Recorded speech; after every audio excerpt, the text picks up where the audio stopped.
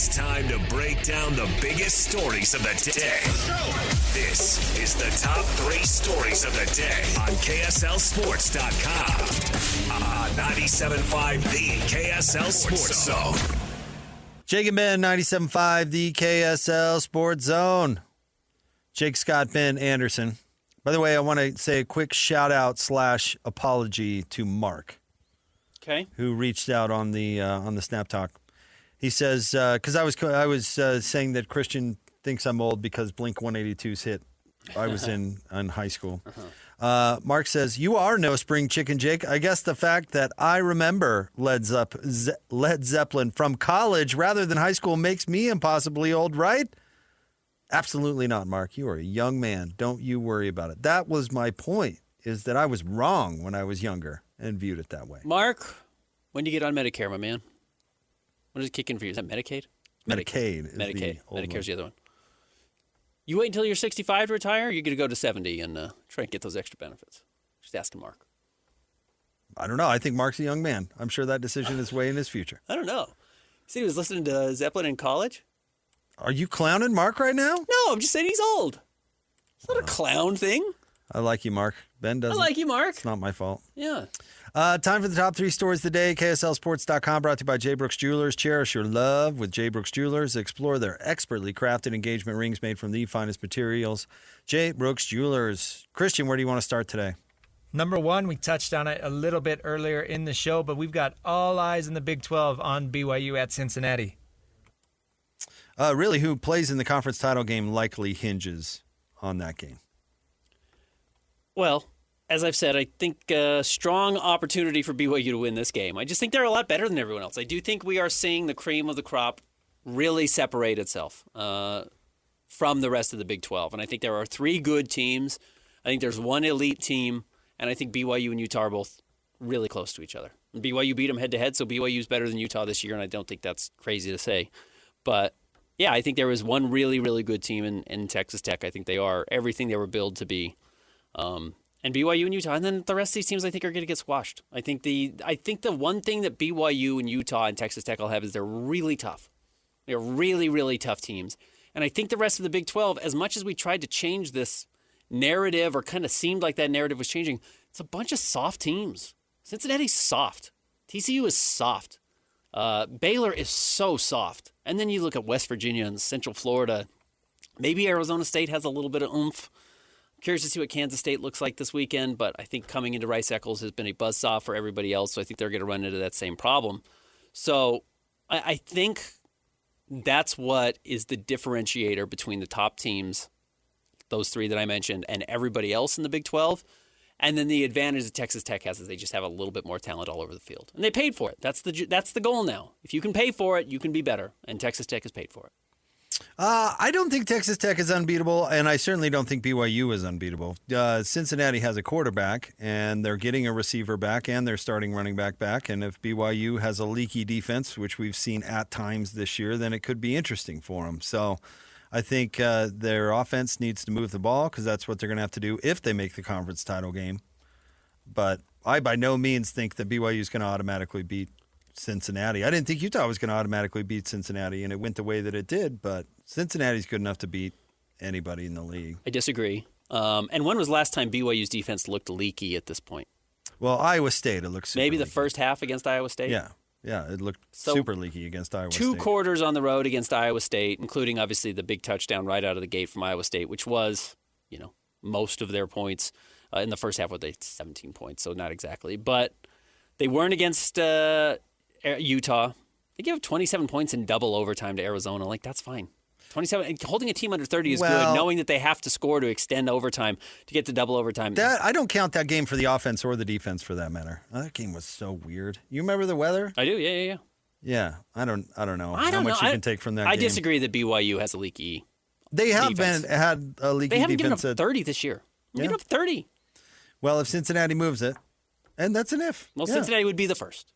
If TCU moved it, they would have stood a better chance. And or they did Utah, not. or Yeah, or obviously it's an if. But Cincinnati's quarterback is capable. Maybe. Taking BYU 25 points. Giving BYU by 25. I wish it was a better game. I do. I wish I could sell that this was a better game. It's not. Cincinnati stinks. They're amongst the rest of the Big 12, which I've argued stinks all year. And I think they do stink. I think Utah, BYU, and Texas Tech are really good. I'm glad they all got to play each other. What's next? Number 2, we've got a tale of two Rasputins in Dallas. I spent half my day reading Tim McMahon's article at ESPN.com yesterday. I just joke because it was really long, but it appeared to be very well sourced, Ben.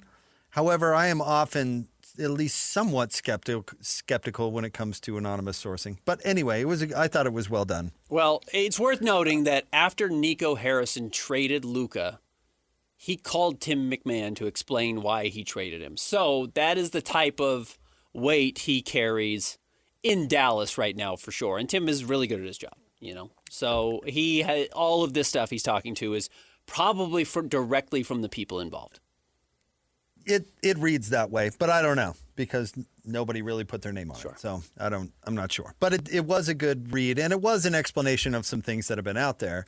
And it starts off with an anecdote about the night the team was sold, which is kind of funny, where Mark Cuban walked around the game telling media, team, everybody, what was his line? The only difference is my pocketbook. Everything else stays the same. Mark had what he calls a handshake agreement that he would basically stay in on the same role, the governor of the team. And the Adelsons would just stay in Vegas or something. They would be the money, and he would be the face. Yep. And while they had a handshake agreement, none of that happened. Well, that's what Mark told everybody.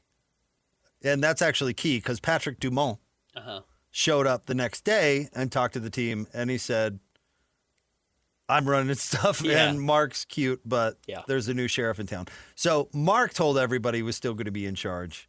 That's not exactly what Patrick Dumont said. Right. No. Say it the other way again. Dumont. I liked it. He's one of the three musketeers. Patrick Dumont.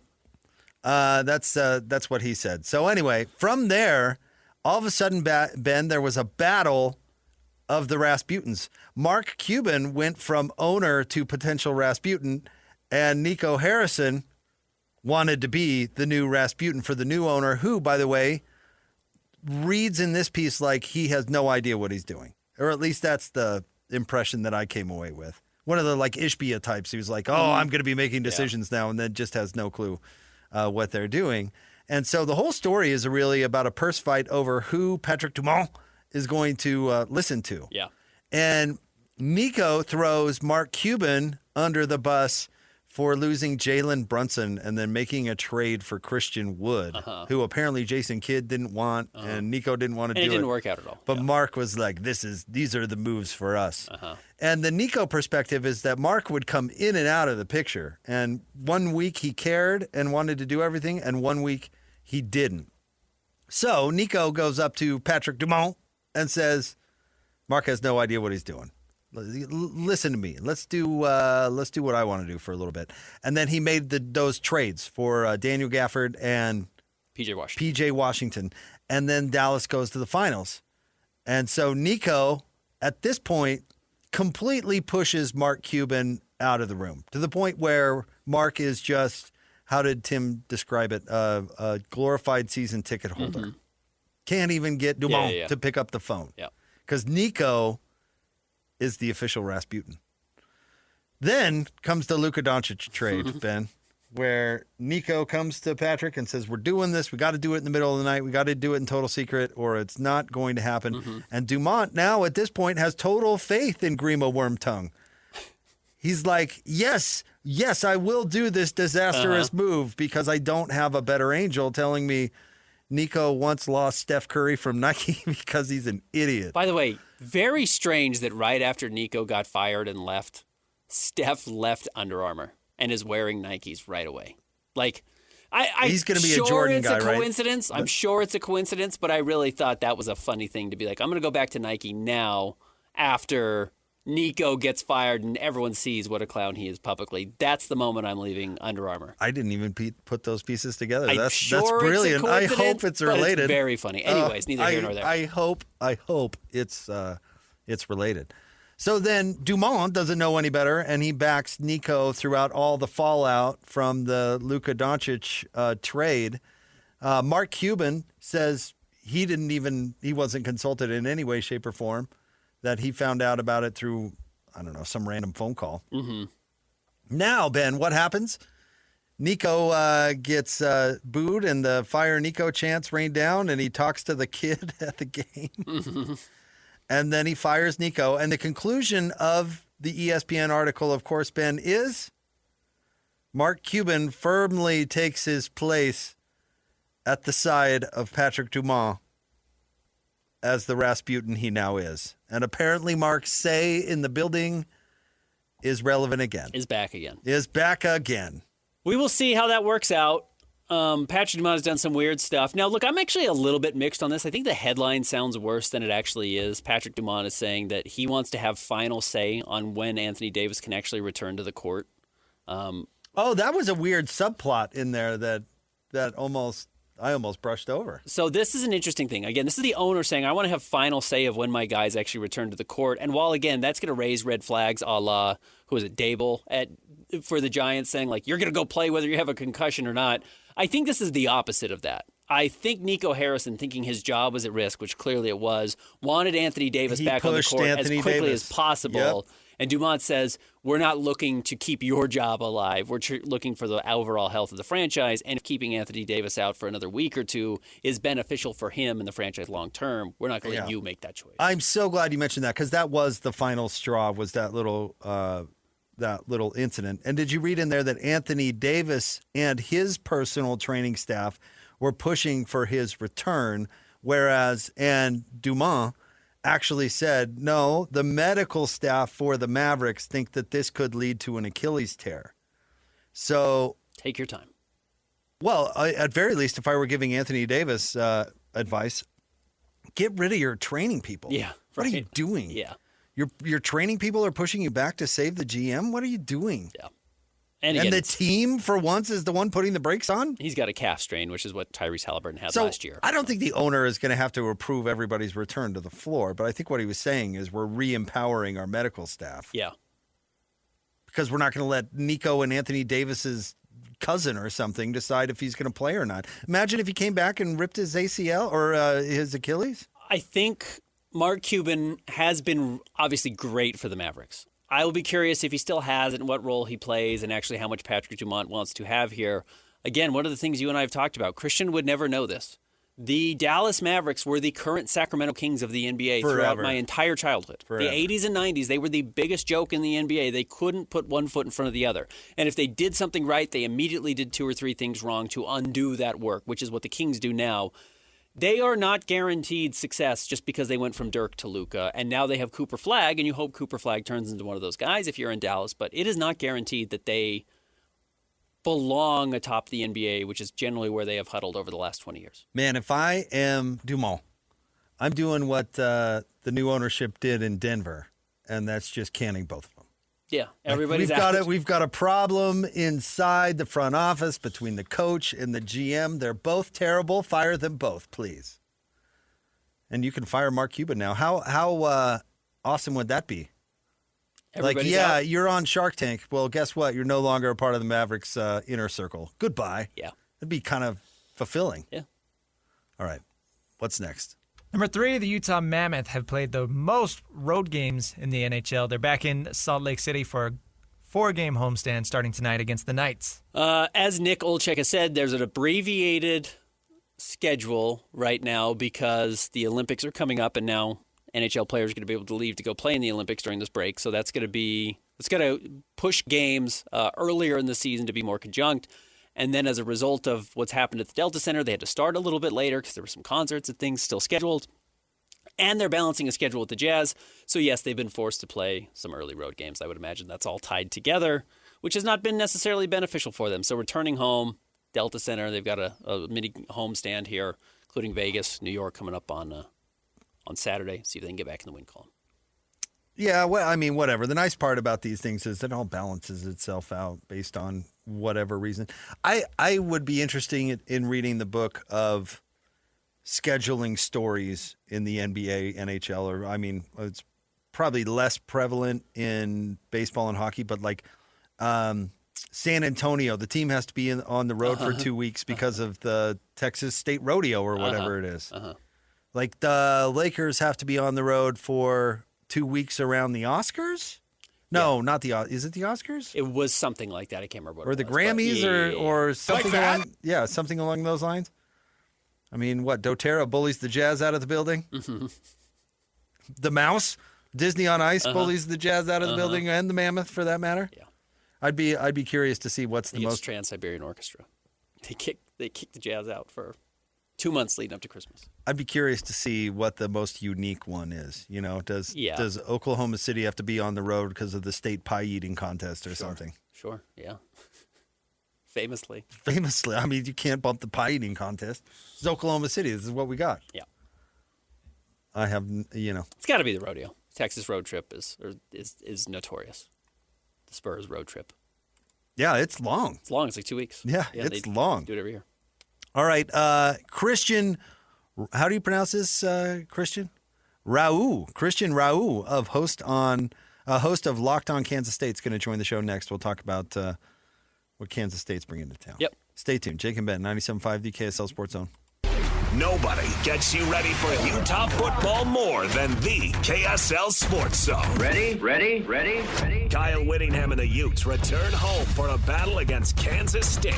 Your home for the best coverage of Utah football is right here on 97.5, the KSL Sports Zone. You're listening to Jake Scott and Ben Anderson on 97.5, the KSL Sports Zone. Jacob Ben, 97.5, the KSL Sports Zone. It's time to talk some Kansas State football, getting ready for the Utes in Kansas State this weekend. Joining us now, host of Locked On Kansas State, Christian Rauh, with us here on Jake and Ben. What's going on, Christian?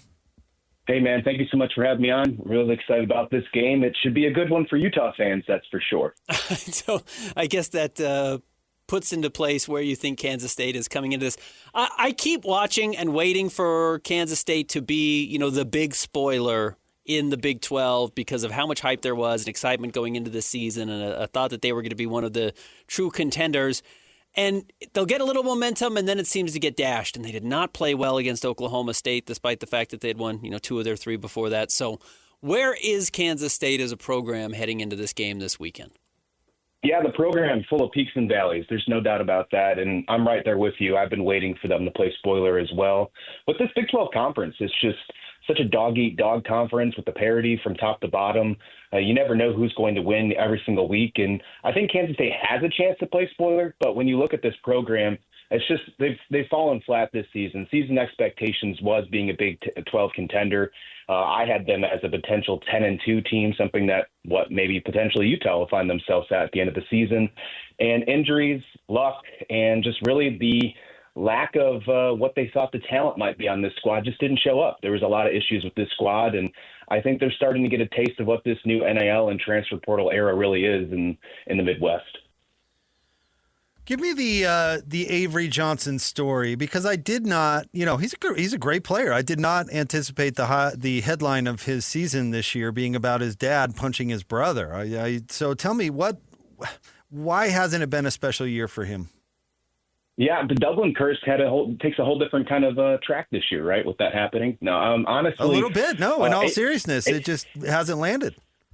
100%, and something landed there, but not that. Well, in the case of Avery Johnson, I believe he's a great dual threat quarterback. I believe he has the talent and the caliber to do it. But this year, I think the surrounding talent around him just wasn't good enough. And obviously with the departure of Dylan Edwards doesn't help. And he never played a single offensive snap in that Week 0 game against Iowa State in Dublin.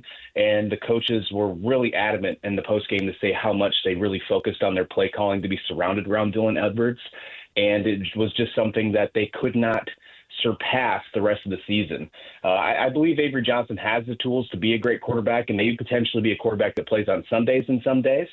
But overall, I just don't think he has the talent surrounded him this season. Wide receivers injured. Wide receivers have been an issue for him his entire collegiate career when it comes to drops and just the amount of sheer talent on there. And then on the offensive line side this year, they did a great job in the pass blocking department, but the run block is not there, and he needs complementary football, and he just didn't get that this year. Trying to think back to Utah's season last year, and it just felt like a lost year entirely, and they only finished with 5 wins and didn't make a bowl game. And I would think Kansas State, regardless of what happens this weekend, is still going to win the last week of the season and go to a bowl game. Does this just feel like a lost year? Does it feel like a bad omen of things to come? Or does it feel like something different entirely? I think you can look at it from both edges of the glass here. I think you can see it as obviously being one of the worst years under the Chris Kleiman era. Even if they win out and go 7-5, this will be their worst season under Chris Kleiman if you take away the COVID year. But then if you look on the bright side, a 7-5 record is the worst year you've had under Chris Kleiman, and that's still a good spot compared to what some of the other programs are in the Big 12. When you look at some of the other programs with longer tenured coaches, like, for example, before this season started at Oklahoma State. So you can look at it from both edges. Obviously, the amount of income and revenue bringing in from the other in-state school in Kansas, bringing in near $300 million to start recruiting and bringing in other things and be more of a football-minded school does not help in-state recruiting. So long picture, I think this could be maybe a wake-up call for Kansas State. If it goes Kansas State's way this weekend and they pull the upset, how do they do it? What do they want to accomplish? Oh, man, it's got to be stopping the run. And I think that's just the easiest way to say it. Utah's second best in the country in stopping the run. That's usually a category when you're on the podium for running offenses. That's usually reserved for service academies, right? And that's finding some way to do that this year. Utah's just been absolutely incredible. Kansas State has not been great against stopping the run. They're 77th in the country in doing so. That's not a great number when you're a Power 4 conference and you're sitting there in the middle of the ranks of the country and stopping the run. They've lost a lot of have a lot of injuries to their linebacking core. Austin Romaine, star player for Kansas State's out for the rest of the season.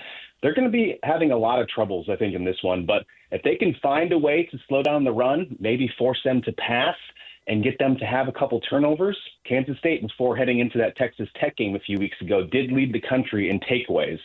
So if they can limit them on the running game, slow them down on the explosive runs, maybe cause a few turnovers, I think I like their chances to stick around with Utah. What does their summer look like? What big decisions need to be made? I think the number one decision will be, obviously, if you can find a way for retention. That's something that they worked on last year when they started off 7-1, and then the wheels fell off against Houston towards the end of the season. They wound up only getting to 8 wins on the year. And then I think if you can find a way to get retention, transfer portal, bring some of those star players back, then you ultimately have to look at the coaching staff. I don't think you have to look at the very top of Chris Kleiman. I think he's been a great coach. I think he has the respect of the program and the culture. But I think you might have to make some moves at the coordinator position, especially on the offensive side with Matt Wells. Matt's a name familiar around here. Certainly. I was startled when I saw the stat. Maybe I got to pay closer attention that Kansas State has beaten Kansas 17 times in a row. That's right. Yeah, the Sunflower Showdown streak, 17 years in a row. Last time Kansas has won that game is 2008. Wow. Is that more about Kansas State or Kansas, would you say? Well, I think initially it was about more of just Kansas not being a football club, but they've definitely turned it around in the last couple of years with Lance Leipold bringing it back. And now I believe it's more of Kansas State, the fact that they've really focused on, building their program and finding it to be respectful, being a Big 12 contender year in and year out, despite what's happening this year. I think you have to probably give credit for both teams and both programs for what they're doing, but overall over the last 17 seasons, that's definitely been Kansas State's sweet spot. Well, thank you, Christian, for jumping on with us. We really appreciate it. Let's hope we get a good one this weekend. I appreciate it. Thank you so much for having us on. Thanks, Christian. Christian Rauh, host of Locked on Kansas State. I agree with him that it's probably more likely that this is what happened to Utah last year, and not quite with the level of injuries Utah has suffered. But Kansas State certainly has not escaped the injury bug. At least they had their starting quarterback. But the glass half full, glass half empty, which I think a lot of people, myself included, were looking at Utah last year and trying to figure out what was to come, is that whether they go 7-5, which would be winning out, I don't think they're going to beat Utah, 6-6. If that's the worst your program has been, you've still got a very good program. And Utah's disaster year last year, unfathomably poor, was 5-7, which is not uncommon for most programs. So their ability to turn it around quickly with getting a couple of big transfers in really helped Utah, and Kansas State should be able to do some of that. I would think so. I don't see any reason why they wouldn't. And you've got your quarterback coming back, and Avery Johnson is still a top half of the league quarterback. Yeah, well, it depends on what you're asking him to do, but yeah, I get your point. You can have a good offense with Yeah, Avery Johnson. They've done it. Yeah. He's done so it. So that's it. Yeah. Yeah, I don't need him to play on Sundays. Great if he does, but that part of it doesn't really matter to me at all. No, he's proven he can win. He's proven he's competent. There's no doubt. That's why I asked what the story was. Yeah. And apparently it's a LeBron-type scenario where you blame his teammates. It's everybody else. It's everybody else. No, but that may ring true. And they had, I think, been trying to throw him too much, and I don't think he's that. Agreed. So it depends on how you use him. But, yeah, more than capable. I don't think it's a good design against Utah. Well, we'll see. I mean, Utah's had quarterbacks run it all over them before. I don't know if it's going to happen, but it could. I honestly still think the weakness of this Utah team is when teams can throw the ball. Baylor in the first half was able to stay in that game because they could open up Utah's defense by throwing the ball, confusing Utah's corners, who are good. They're not great this year. And that opens up some opportunities to get some big runs, as is the design. Teams that want to run on Utah, I don't think are going to have success. All right, we wrap up the Jake and Ben show. Get you ready for Hanson Scotty G. Coming up next, 97.5, the KSL Sports Zone. It's another battle for the Aggies, and the KSL Sports Zone has it covered. The Aggies head to California for a chance to get bowl eligible against Fresno State. Your home for all the play-by-play coverage of Aggie football is right here on 97.5, the KSL Sports Zone. You're listening to Jake Scott and Ben Anderson. Let's lock in. On 97.5, the KSL Sports Zone. Two amigos on the airwaves, talking sports. They got it made, Jake's and also loves his tie-dye. Ben's got style with his scarf. Oh my. All right, stay tuned. Jake Scott is the Trent Dilfer of this radio station. Still, That's funny. still on the radio station. Shout out to Kevin. Hilarious. This segment is brought to you by Peach Doors and Windows. Amazing home transformations begin with Peach, where 5-star reviews are the norm. Call them today for your free in-home estimate, 801-566-1255, Peach Doors and Windows. Ben, I want to, let me put it this way. I think for young athletes, it's okay to believe in yourself, but maybe don't believe in yourself too much. Sure. A little humility. Well, I've got an example for you. Okay. Did you see this headline? Shilo Sanders is being sued by his former lawyers for $164,000 plus interest. Mm-hmm. They represented him in a case where he beat up a guy to the point where he broke his neck. Bad news. This is back in Texas. The case went to trial. He pled guilty. There was a judgment assessed of nearly $12 million. And Shilo then took out bankruptcy. And then there's been some other stuff. But now his attorneys or the law firm is suing him to get their fees. Uh-huh.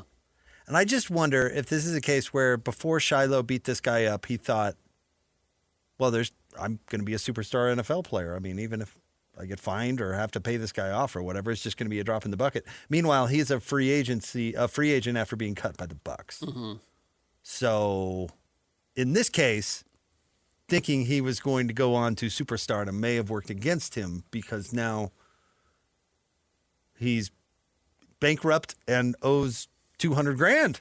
Certainly believe in betting on yourself within reason. You do need to have confidence that you belong and you can go out there and achieve things that maybe other people around you don't think you're capable of doing.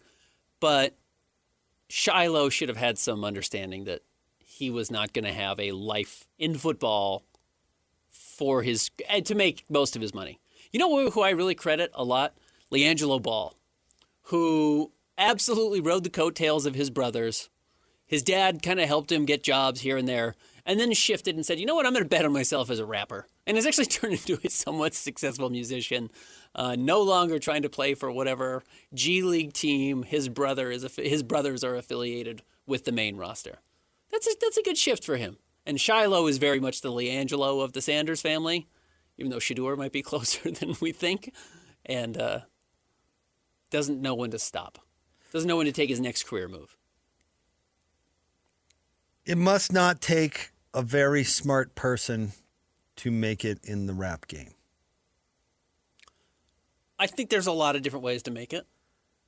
The only reason I say that, and I mean the only reason, is because if you're dumb enough to steal something in China, then you are not a smart person. Correct. So LiAngelo had some flaws. I do not think it takes a smart person to make it in rap if he has made it in rap. There's a lot of dumb people doing a lot of big things. I don't disagree. So Shilo, if he's a dumb person, needs to find his next thing. But it's not going to be football. And beating up people is generally never a good idea, unless you're going to be a boxer.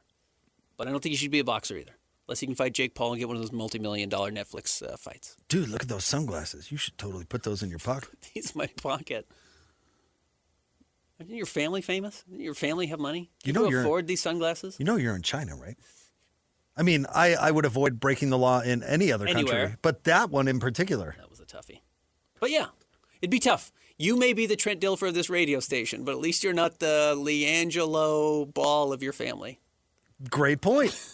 If I go to China, I will keep it on the straight and narrow. Yeah. You know, I went to Mexico a few years ago. You know what I did?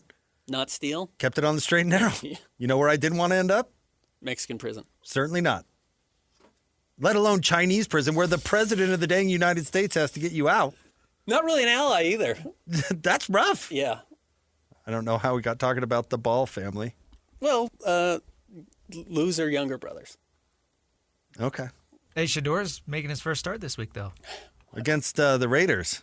It's going to be a hell of a game, really. Yeah, I think this between Genty and Shador, we're going to see who wins Offensive Rookie of the Year this year. It's going to be decided this weekend.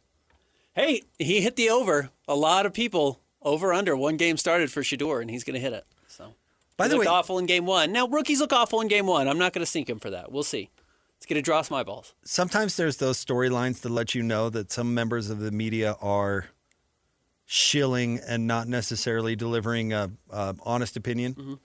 Did you see that there were a select few people out there who were saying that Shador was treated unfairly because he was not given reps with the starting team before last week's game? Did you see the cavalcade of like career backup quarterbacks who came out and said, Yeah, that's not a thing. Yeah, we don't get reps with the starting. Why would we? That's the starting quarterback gets the reps with us. But like, there were these 3 or 4 big names who were like, "It's an injustice." Yeah. Shador didn't have reps with the starting. How could you expect and it's like, him to be ready? It's like he's the backup quarterback. Yeah. In they fact, don't get reps with the starting He's team. fourth string. He started the year as fourth string. He was practice squad. started. But they were complaining about specifically last week where he was the backup quarterback. Right. And they were saying he failed because he was not properly prepared by the coaching staff because he didn't have reps with the first team in practice. So anyone saying that, you can discredit their opinion for now on because they're shilling for a player or family or You'll whatever. have to forgive me because I stopped paying attention to Browns football 21 years ago. Had Dylan Gabriel started before that? Mm-hmm. He had started a few games before this. Yes. Yeah, he had been starting. Yes. Still, you have to get Dylan Gabriel, the other rookie quarterback on the team, as many reps as possible. If he's the guy who's going to be starting, for him, more than a Joe Flacco who's 40 years old and has started, But even 180 games in his career, 200 games in his career, Dylan Gabriel literally needs every snap. Shador doesn't deserve that snap.